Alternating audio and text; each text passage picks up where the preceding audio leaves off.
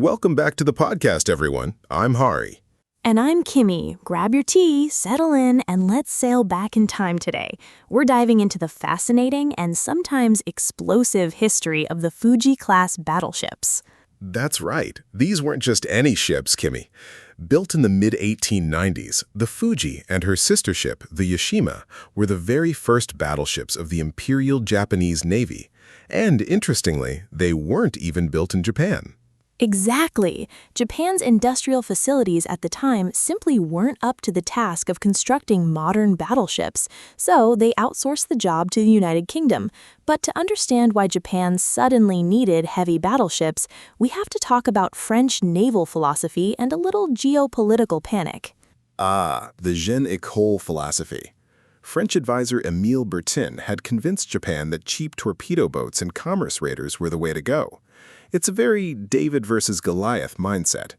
Why buy an expensive, heavily armored ship when a cheap torpedo boat can theoretically sink it? It sounds great on paper until Goliath actually shows up at your door. In 1885, the Beiyang fleet acquired two massive German-built ironclads. When those heavily armed behemoths visited Japan in early 1891, the Japanese government had a rude awakening. Their lightly armored cruisers, despite having powerful guns, just weren't going to cut it against true ironclads. The panic was completely real.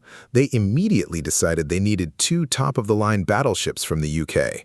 But here's a lesser-known fact. Paying for them was a total political nightmare. Prime Minister Matsukata Masayoshi asked the Diet for funding in 1891, and they flat-out refused due to political infighting. He tried again, got denied again, and actually had to dissolve his cabinet over it. His successor, Ito Hirobumi, attempted to pass the funding measure in 1892 and also failed. It took a highly extraordinary intervention from Emperor Meiji himself in February 1893 to break the deadlock. I love this part of the history. The emperor basically said, "Fine, I'll fund it myself." He offered to pay for the construction by reducing his own imperial household expenses. Then he politely asked all government officials to take a 10% pay cut to help out. Unsurprisingly, the Diet passed the funding measure very soon after. Nothing gets politicians moving quite like the boss threatening their paychecks. So the ships were officially ordered. The start of the First Sino-Japanese War in 1894 even forced the government to accelerate the schedule by 2 years. Let's talk about the design because these ships were absolute marvels of their era. They were derived from the British Royal Sovereign class, but actually improved upon them. For one, they used superior Harvey armor instead of the older compound armor. They were also about 2,000 tons smaller, but a full knot faster, designed to hit 18.25 knots, though they actually exceeded 19 knots in their sea trials. And while the two ships were nearly identical, they were shaped by two different architects. George Macro designed the Fuji, while Philip Watts designed the Yashima. Yashima had her deadwood cut away aft and featured a balanced rudder. This made her faster and gave her a tighter turning circle. Though that specific design choice came with a catch.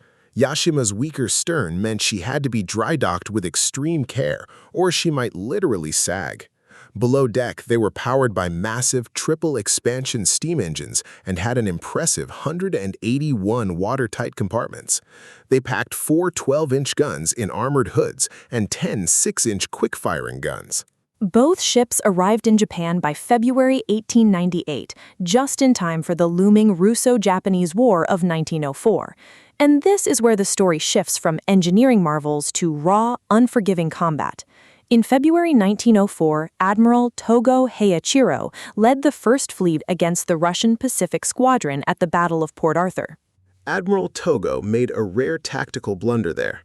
He chose to split his fire, using his main 12-inch guns on Russian coastal defenses and his secondary guns on the enemy ships. The smaller guns did almost no damage to the Russian fleet, which logically concentrated all its fire right back at the Japanese. Fuji took 2 hits there, resulting in casualties. They spent the next month engaging in long-range bombardments of Port Arthur, playing a deadly game of cat and mouse with Russian coastal guns and minefields. And speaking of minefields, May 14, 1904 brought a severe blow to the Japanese fleet. Right. A squadron was sent to relieve the blockading force. The battleship Hatsuse struck a mine, completely disabling her steering. As Yashima moved in to assist her crippled ally, tragedy struck. Yashima hit 2 mines herself. She was taken under tow, but the flooding was uncontrollable. The crew had to abandon ship, and she capsized a few hours later.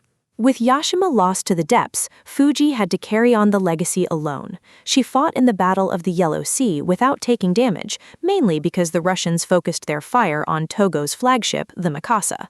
But the legendary Battle of Tsushima in May 1905 was a vastly different story. Fuji took a dozen direct hits. One of those hits penetrated her rear barbette, igniting exposed propellant charges. It tragically killed 8 men and wounded 9.